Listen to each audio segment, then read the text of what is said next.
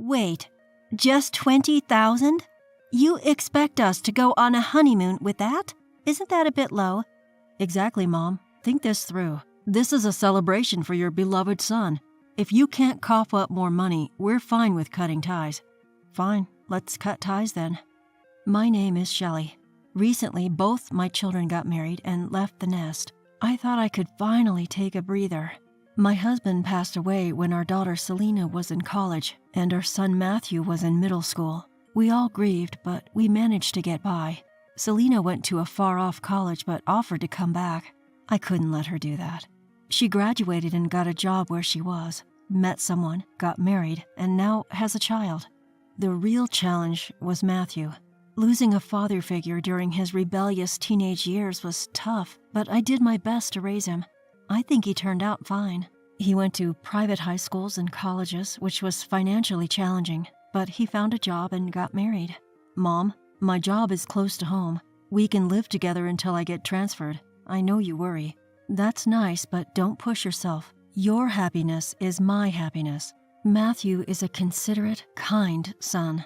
We've had many conversations since he became an adult.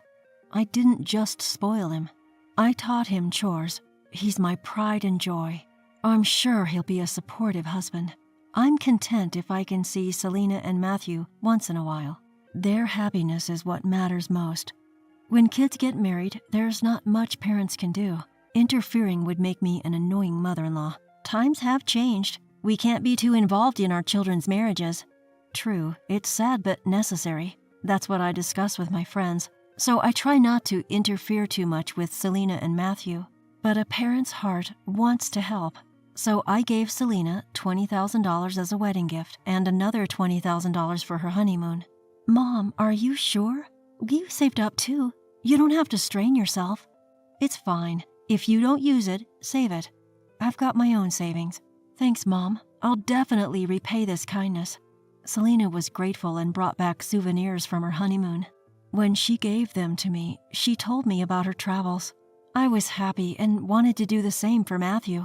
So I planned to give him $20,000 for the wedding and another $20,000 for the honeymoon. Wait, this is it? It's not enough. Our wedding cost $60,000, you know. Exactly, Mom. What are you thinking? This is nowhere near enough. Don't act like you're some great parent with this measly amount. Unlike Selena and her husband, Matthew and his wife Jeannie were full of complaints. I'm sorry, but this is all I can afford. You had your own savings for the wedding, right? What? Young people these days don't have savings. We're always paying for the elderly. Mom, don't you watch the news? We're struggling here. Maybe you should educate yourself. I know, but if that's the case, you didn't have to spend $60,000 on a wedding. Wow, how cruel. A wedding is a woman's lifelong dream. It's the one day I get to be the star. Exactly, and you say it like that? Are you looking down on us? No, that's not what I meant. Jeannie starts to fake cry dramatically, and Matthew defends her. For some reason, they act as if I've said something terrible. So are you saying my parents should also contribute money? That's ridiculous. Why should the bride's parents have to struggle? Isn't it the groom's parents who should handle everything? Matthew has no savings. It's been tough for him. Are you exploiting him because you're a single mom? I've never done that. I haven't taken any money from him since he started working. I've never interfered with how he spends his money. If he has no savings, maybe he spent it on his hobbies?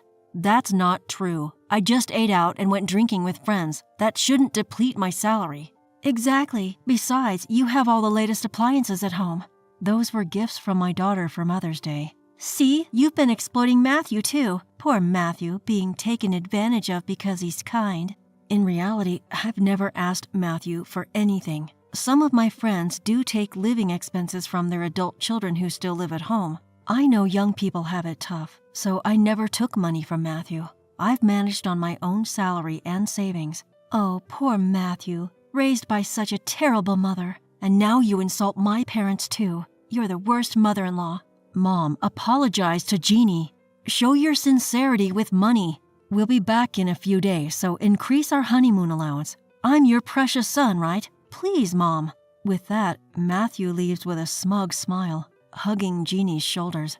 I'm left alone. disappointed, wondering why they would say such things. I've never exploited anyone. I've given as much as I could afford and thought I'd done my best. Selena and her husband never complained. They even thanked me. I know some parents give more, but this is my limit. I thought I'd raised him well, but to be told all this.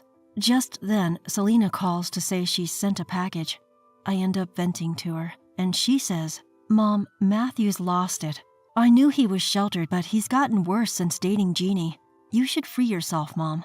Her words clear the fog before my eyes. Matthew is an adult now. He is not a child I need to protect. There is no need to be spoiled anymore. A few days later, Matthew and Jeannie return. They sit across from me at the living room table, smirking. "So you've had time to think. How much more are you giving us?" "Exactly. Our future relationship depends on this. Depending on the amount, we might even give you some hotel amenities." They clearly haven't reflected on their behavior. They must think I'll give them more money. So I calmly say, "I understand how you feel, but I can't give you any more money. In fact, I've lost the desire to give you even the $20,000. "What? Mom, what are you saying?" "That's fine. We can cut ties." "All right, let's cut ties then." They clearly didn't expect me to agree. They visibly panic.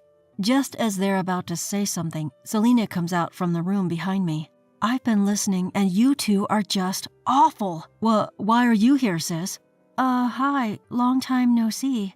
"Enough with that attitude. Aren't you grateful? Especially you, Matthew. Mom supported you through your rebellious phase, sent you to private schools, and even let you live at home as an adult. What's with your attitude?" "But she's my mom. That's her job. And I've seen online that other parents give more." "Exactly. The groom's parents should do more. Otherwise, you won't even get to see your grandchildren." "Well, Jeannie, I wouldn't want to see any child raised by people as unreasonable as you." "What? Even if we have a child, you'd still feel that way?" "I wouldn't want to see a child raised by people like you. I prefer not to associate with strange people." "That's rude." "Let's go, Jeannie. There's no talking to these people." Our words seemed to fall on deaf ears. Matthew and Jeannie left, just like that. Selena and I look at each other and let out a deep sigh. Life was peaceful after that, until a few months later when Matthew called, crying. "Mom, help me. I don't know what happened, but I'm out of money. I can't pay my bills and I'm getting notices for electricity and gas. I can't even pay rent. I'm going to get kicked out." Turns out they'd been spending their salaries however they pleased. It's not like I had any naive ideas that things would definitely work out. They had no idea how much it actually costs to live. When I lived at home, I never had to worry about this stuff. My house is big and Jeannie's is even bigger. We never had to think about money, so why is it a problem now in this tiny rental? Matthew, did you ever think about rent and other expenses? Did you consider how much of your salary goes to fixed costs? What? I never had to think about that at home. Why is it an issue now? Because I was paying for everything when you lived at home. You seriously never thought about this?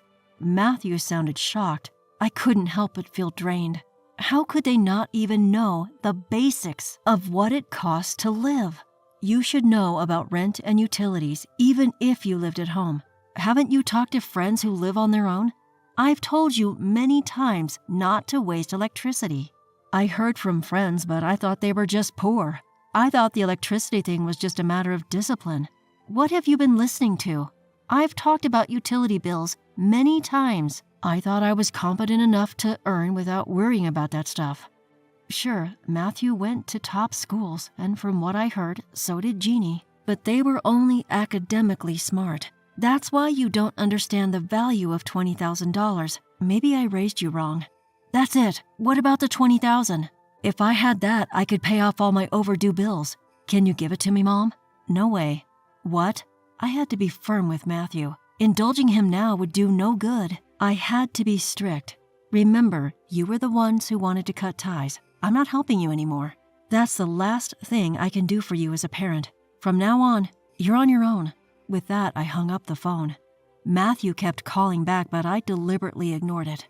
He and Jeannie wouldn't understand unless I took a stand.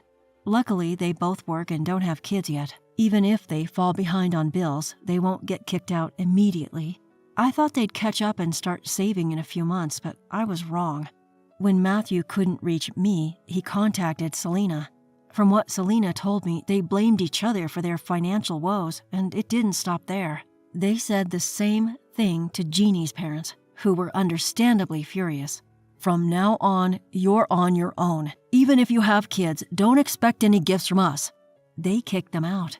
Still, Matthew and Jeannie blamed each other. The result? A quick divorce, right before their honeymoon, after a $60,000 wedding. Now their friends are distancing themselves, calling them wedding gift thieves. In the end, they're cut off from their families and have no friends to rely on. Matthew tried calling Selena, but she ignored him too. I have no idea what he's up to now, but I doubt he's changed. That's on him, and there's nothing more I can do. I'm planning to sell my now-too-big-for-one house. I'll use that money to buy a senior-friendly condo. That way, I can live a supportive community life. And no, I have no plans to tell Matthew where I'm moving. Not helping him anymore is my final act as his parent. In the long run, it's for his own good. I plan to live happily on my own from now on.